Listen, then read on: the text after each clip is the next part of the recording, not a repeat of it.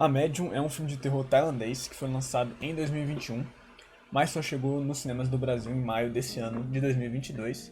E eu vi o filme duas vezes. A primeira vez eu assisti em casa, na internet, e a segunda vez eu vi no cinema porque tinha muito tempo que eu não ia no cinema, tinha muito tempo que eu não vi um filme de terror no cinema, e eu queria ter a experiência de ver aquele filme numa telona.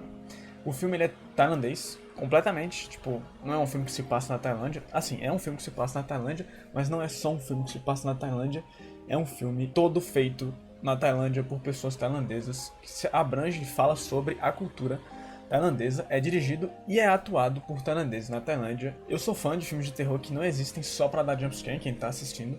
E desde que eu vi Parasita, um tempo atrás, eu criei um carinho. No começo foi pro cinema coreano, mas eu acabei aprendendo a ver filmes diferentes, que não são só coreanos. Eu cheguei a assistir filmes de várias nacionalidades, porque eles trazem uma visão diferente da visão que a gente tá acostumado do cinema americano padrão de Hollywood. Que, por mais que tenha algumas coisas muito boas às vezes, a maioria das coisas, e tem muito detalhe que a gente acostumou cedo, porque a gente cresceu vendo esse tipo de filme desde pequenininho e algumas coisas acabam ficando muito fáceis de ver ou fáceis de entender. Filme de terror, principalmente, porque o povo aparentemente é mais preguiçoso pra fazer esse tipo de coisa. Por mais que eu goste de filme de terror que assusta um pouco mais, não necessariamente porque tem mais jumpscare e tudo mais, eu acho que o sentimento de aversão e de desconforto é uma coisa importante num filme de terror, porque é um jeito de fazer você sentir alguma coisa, e se sentir desconfortável, né, é sentir alguma coisa. E demorou um pouco pra mim, mas recentemente eu percebi que eu vejo o filme pra sentir coisas. No primeiro lugar, eu quero sentir alguma coisa quando eu assisto um filme. Sentimentos bons ou ruins, sabe? Tipo, tanto faz. Pode ser uma coisa boa, tipo, felicidade, alegria, sei lá, o caralho. Ou tristeza, nojo, aversão e medo. Isso pra mim tá valendo.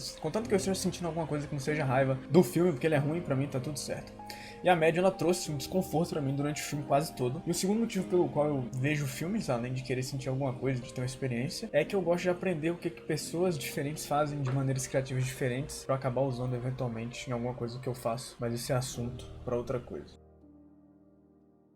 Uma coisa que me incomoda muito e me deixa de saco cheio com alguns filmes de terror, no geral, são que os vilões, eles seguem uma receita de bolo e acaba que vira uma coisa que a gente já viu toda hora. Eu sei que algumas coisas são por causa do gênero e tudo mais, mas não quer dizer que você não pode ser criativo. Um cara forte que mata a gente, ou alguém que tortura a gente, ou um fantasma que joga coisa, não é necessariamente uma novidade, né? Você não precisa reinventar a roda, mas um pouquinho de criatividade ajuda, né? E essa criatividade pra mudar e trazer uma coisa nova pra audiência nem sempre é uma coisa que um diretor de filme de terror ele tá preocupado, porque filme de terror vende até quando ele é horrível. E o fato da média se passar num país que é diferente do meu país e da maioria dos países, diferente da maioria dos países de filme de terror que eu já vi, ele traz uma novidade quando se tratando do antagonista da história, porque tudo é novo pra quem tá assistindo aquele filme pela primeira vez. Ainda mais se você não conhece nada da cultura tailandesa. E o estilo que eles escolheram de transformar o filme num documentário, né? Ajuda a gente que tá assistindo a entender as coisas conforme elas vão acontecendo sem se sentir perdido. Porque tecnicamente, quem tá produzindo documentário não vive naquela família, não é daquela família. Então, por mais que eles sejam tailandeses e estejam acostumados com a cultura no geral, eles não são 100% familiarizados com aquela situação que tá acontecendo e o jeito que as coisas funcionam naquela família. A ideia principal da história vem do fato de que na família da protagonista tem uma médium que ela é diretamente ligada a uma entidade que é importante para a vila que eles vivem. O nome da entidade é Bayan e ela é uma entidade boa que nunca causou nada além de coisas boas, pelo menos é o que eles dizem. E a personagem que é a estrela do documentário, que também é a personagem principal do filme, é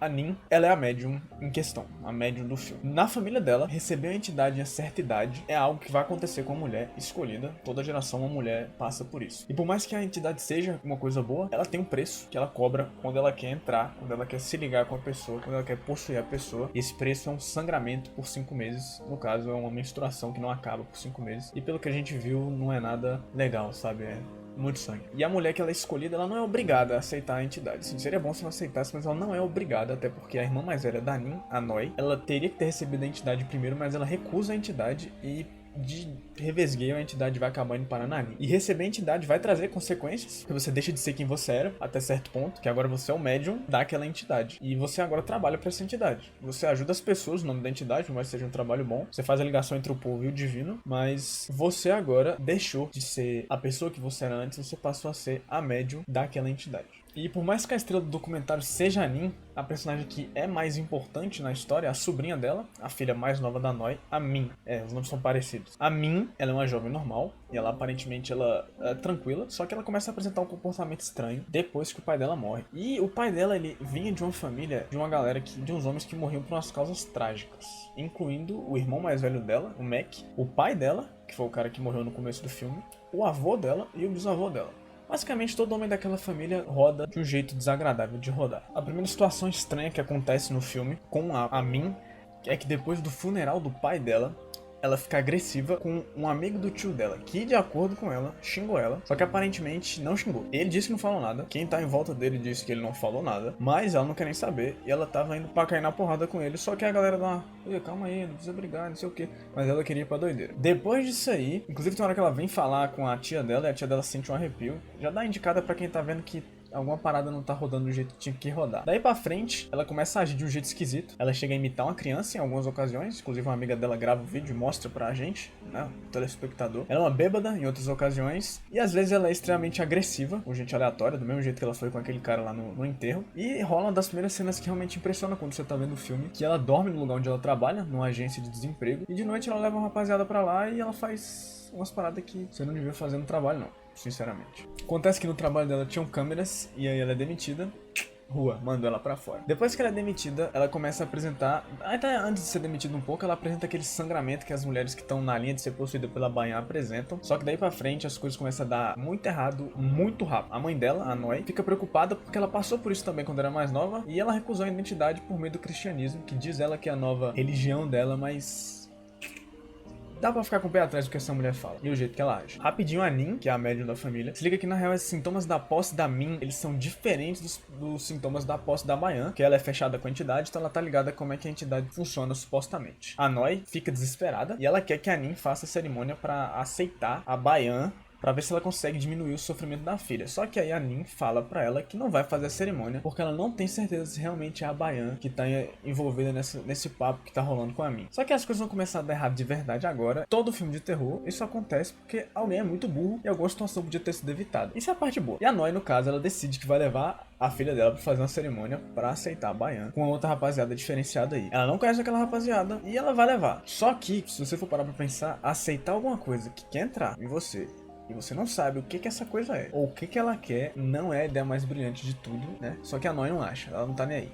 No caminho, pra poder fazer essa cerimônia, a Min tá encostada na janela do carro e ela tá olhando pra frente, como se ela tivesse completamente atônita à situação. Só que o reflexo dela dá um sorrisinho e fica óbvio pra gente que as entidades curtiram essa ideia de ir lá rodar a cerimônia de aceitação. A gente sabe que isso é uma boa ideia. Ótima ideia, né? Ela chega pra fazer o ritual com a rapaziada diferente e aí acaba recebendo a entidade no ritual. A Nin chega pra parar o ritual porque ela fica sabendo da palhaçada que tá rolando, mas ela não foi rápido o suficiente. E a Min enlouquece de vez, fica perturbada, pega a câmera do cinegrafista, a gente, o nosso ponto de vista, e regaça a câmera na cabeça da mãe dela. E aí ela sai vazada, sai correndo e some. Depois que esse ritual acontece, a Nin começa a ficar preocupada com o que tá fazendo isso, por que isso tá acontecendo.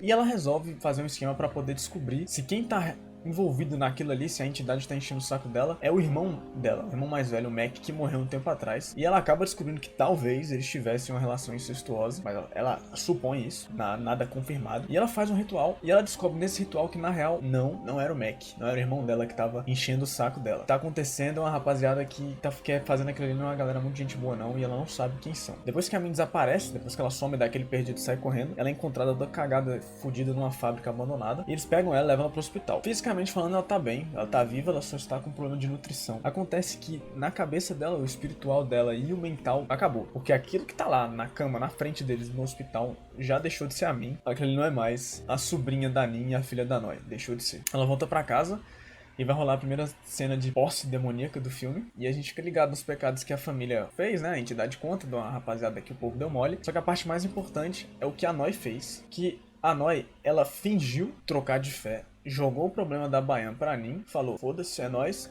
Só que fazendo isso, ela negou a entidade benevolente e deixou a irmã dela pra, né, no lugar dela. O que não é uma coisa muito boa de se fazer, ainda mais sendo que era o papel dela receber aquela entidade. Só que a Nin fica tranquila com isso porque ela é uma mulher de bom coração e a parte importante é proteger a sobrinha que ela ama tanto. Depois que essa situação da posse daquele momento ela é controlada, as coisas meio que dão uma melhorada. A Noi conversa com a Nin sobre a fé e fica claro que, tipo, a Noi não é uma mulher de fé. Ela foi pro cristianismo pra fugir, mas ela não acredita de verdade em nada, né, nada de bom, porque não dá pra culpar ela. Até agora ela só viu coisa ruim acontecer. Coisa boa, ela não viu absolutamente nada.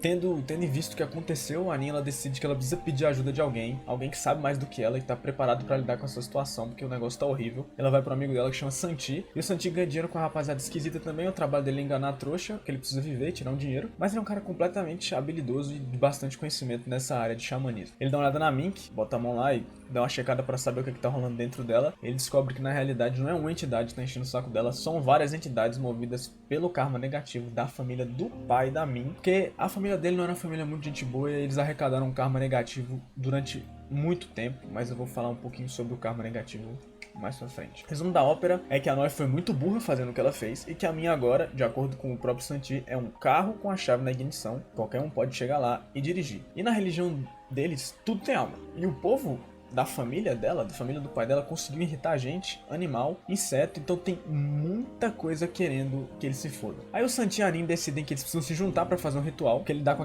aquela parada lá estranha, sozinho não vai dar, e eles precisam se juntar e a preparação vai durar um tempo, eles não falam o tempo, mas são 7 dias de preparação. Nesse meio tempo eles vão ter que manter a Min num lugar onde ela mora, sem deixar ela fugir, óbvio, porque sem ela não tem como fazer. Os bichos dentro da Min, eles começam a fazer a festa durante esse tempo, começam a fazer o que eles querem, cada dia vai ficando pior, dos 7 dias, e começa de um jeito suave. Ela fica olhando a galera dormindo, jogando coisa no chão, fazendo bagunça. Só que acaba evoluindo pra ela subir na mesa e mijar em cima da mesa igual um bicho. Ela come o cachorro da família depois de matar ele vivo na panela, com água quente. Mais sobre isso depois, né?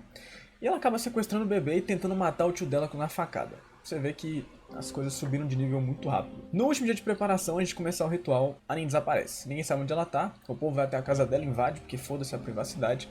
Ela tá deitada na cama dela, morta, caída lá de bruço, sem mexer. Aí você tá vendo esse filme e você pensa, fudeu, as coisas vão ficar zoadas no ritual, porque já que a Anin foi de berço, né?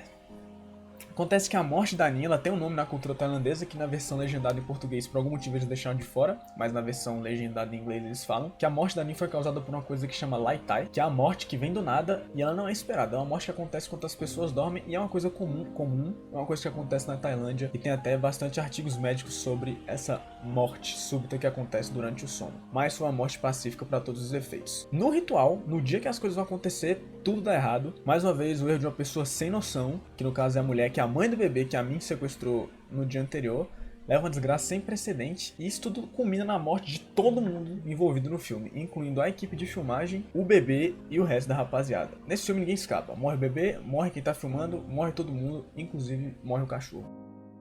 Todo filme de terror bom é cheio de simbolismo, porque é o jeito mais fácil de explicar a história sem explicar a história. É um jeito muito bom de mostrar o que vai acontecer sem ter alguém sentado falando pra você vai acontecer tal coisa. E fazer isso é bom porque força quem tá vendo o filme a prestar atenção durante o filme inteiro. E na Medium, o simbolismo ele é mais sutil do que em alguns outros filmes, tipo Midsommar, que conta a história inteira num painel. Não, eles são mais devagar com isso aí. Tem algumas coisas que eu provavelmente não entendi, porque eu não sou o maior conhecedor da cultura tailandesa. Se eu soubesse mais, talvez eu tivesse entendido mais coisa, mas eu acho que eu consegui entender coisa suficiente pra sacar qual é a da história toda. A primeira parte desse simbolismo que aparece é no caminho pro funeral, no comecinho do filme. Tem um cachorro morto na rua e o ângulo da câmera faz questão de mostrar pra gente o cachorro morto, mostrar pra gente a cara da Anin, e ela tá tipo... Porque, né? Carcaça de animal morto na rua nunca é um bom sinal. Depois a gente fica sabendo que a Noi tem um açougue de carne de cachorro, que ficou pra ela depois que o marido dela morreu, e é um açougue legal na Tailândia, não pode vender carne de cachorro, porque comer cachorro é sacanagem, e ela tem um cachorro.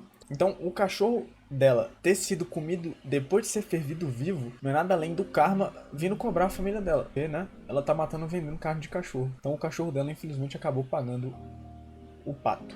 A próxima parte é uma parte extremamente importante para entender a história geral do filme, que é onde a Min tá falando com a equipe de filmagem que ela tem um sonho recorrente que acontece todas as noites. Ela sonha com um homem enorme, tá usando uma roupinha vermelha diferenciada e tem um talismã espalhado pela roupa dela. Esse homem ele segura uma espada grande e ele tem sangue nessa espada e ele lambe o sangue que tem na espada. Tem uma cabeça decapitada caída no chão e tá cheio de sangue no chão.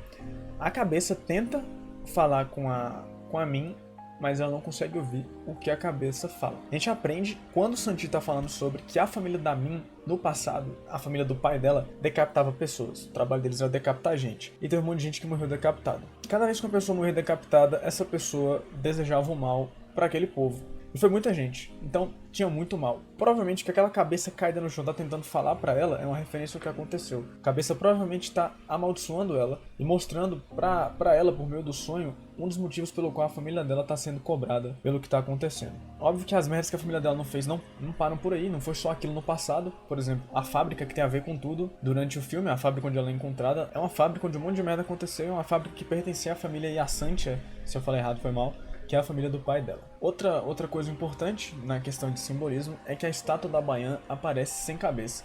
E isso pra mim traz uma mensagem forte de um tema que é importante durante todo o filme. Quando você assiste você consegue pegar, é que é um filme que fala muito sobre a perda da fé. A Nin tinha toda essa confiança que estava ligada desde o começo do filme, desde da primeira cena, ligada na Bayan, e ver aquela entidade que ela confia e ama tanto sem cabeça é difícil pra ela, porque é como se ela tivesse perdido um membro da família dela, que a Bayan não é só uma entidade, a Bayan é parte da Nin como pessoa, é parte de quem ela é. Essa situação com a Bayan não é a primeira vez que a perda de fé vai aparecer na história, porque a relação da Noi com a Bayan e com o cristianismo fala muito bem sobre como é que é ter uma relação fraca com a fé, que é o que ela tem, inclusive a fé que ela tem na própria irmã, que a Noi tem na Nin, que leva ela a cometer a burrice de levar a filha dela no xamã perrapado e, dar início à porra toda, aconteceu por causa da fé fraca que ela tinha. E durante tem uma ocasião no filme em que a Noi ela questiona a fé da Nin, que naquele momento parece que a fé dela é extremamente intacta e ela é uma fé muito forte. Só que no fim do filme tem uma cena que é tipo a última cena da Nin, onde ela fala que ela não sabe se ela realmente sentiu a Bayan durante todo esse tempo. Essa perda de fé chegou até na Nin e não tinha ninguém nesse filme que estava realmente livre dessa perda de fé, até porque a Nin era uma xamã extremamente dedicada. E a morte da Nin, que aconteceu por meio do Lai Tai, pra mim é a prova de que ela foi recompensada pela fé, por mais que ela tenha fraquejado no fim, com exceção do Santi, que é mostrado ser uma pessoa de fé, por mais que ele estivesse fazendo uma parada diferenciada ali pra ganhar um dinheiro. A Nin é a única pessoa no filme inteiro que trabalha com a fé diariamente, ela serve o propósito da Bayan e tenta ajudar, não importa quem seja, pedindo ajuda pra ela. A Nin, ela é a única pessoa no filme inteiro que tem uma morte pacífica, a única. Todo mundo morre de um jeito esquisito, comido por uma pessoa viva, esmagado, se joga do prédio, bate a cabeça na parede até morrer, queimado, enforcado, menos ela. Ela morre enquanto ela dorme de uma maneira pacífica, tranquila, e eu acho que isso seja uma recompensa da Bayan pela fé que a Nin apresentou durante toda a história. E no fim, que eu acho que é uma das últimas partes sobre, na ordem que eles aparecem, sobre o simbolismo, é que um dos documentaristas pergunta pro Santi se é perigoso deixar a Min participar da cerimônia, levando em consideração o que aconteceu com a tia dela. Ele fala que sim, que é perigoso, e aí ele fala que tem um adesivo no carro do Manji, que é o tio dela, e tá escrito no carro, o adesivo diz, esse carro é vermelho. E aí o cara não entende porra nenhuma e fala, o que isso tem a ver com a cerimônia? Aí o Santi dá uma risada. Nessa hora eu fiquei tipo, ih, qual é? Por que ele tá rindo? Achei que o cara era ator pago e achei que ele ia meter o louco, só que quando eu vi a segunda vez eu entendi que ele falou pra gente o que ele ia fazer sem falar pra gente o que ele ia fazer. Quando ele fala que esse carro é vermelho num carro que na real não é vermelho, é o que tá rolando com a Min, porque ele pega a Noi, veste igual a Min, coloca a roupa da Min, cobre o rosto dela com aquele troço com os negócios escritos pra enganar as entidades. E essa foi uma jogada de mestre, foi muito inteligente dele, foi 200 QI fazer isso aí pra enganar as entidades, teria dado tudo certo se a mulher do bebê não tivesse feito merda e ultimamente levado na morte de todo mundo. Um ponto extremamente importante nessa história toda é a perda da fé, que é uma parte central. Mais que o que acontece no filme pudesse ter sido evitado por essa fé que a Noi não teve, o que é mostrado diversas vezes, essa falta de fé que a Noi tem e basicamente tudo relacionado a ela. Uma coisa extremamente importante na história, talvez de importância igual ou até maior, é que as pessoas estão pagando pelas suas ações, não necessariamente pagando pelo que elas fizeram, mas elas estão pagando por ações que foram feitas. E esse é basicamente o sentido do karma, onde uma coisa leva a outra. E as ações que a família Yasantia, que é a família do pai da Min, fizeram, acabaram sendo pagas num futuro um pouco distante de onde elas começaram, por alguém que tecnicamente não tinha nada a ver com isso além do sangue. Mas no fim você é responsável pelo que você faz, e no caso da Min, felizmente, ela acabou tendo que pagar um preço alto pelos erros cometidos pela família dela, com coisas que ela não tinha gerência nenhuma, mas eventualmente alguém vai ter que pagar pelas coisas que foram feitas, e ela deu azar de ter sido ela. Bom, é isso. Se você gostou do vídeo, deixa o gostei aí, se inscreve aí pra mais vídeos. Eu prometo que dessa vez eu não vou ficar 8 meses sem fazer absolutamente nada. Faço live na Twitch de vez em quando, twitch.tv/Vartex, se quiser aparecer lá é nóis. Aceita recomendação, se quiser comentar, tamo junto, falou, é nóis.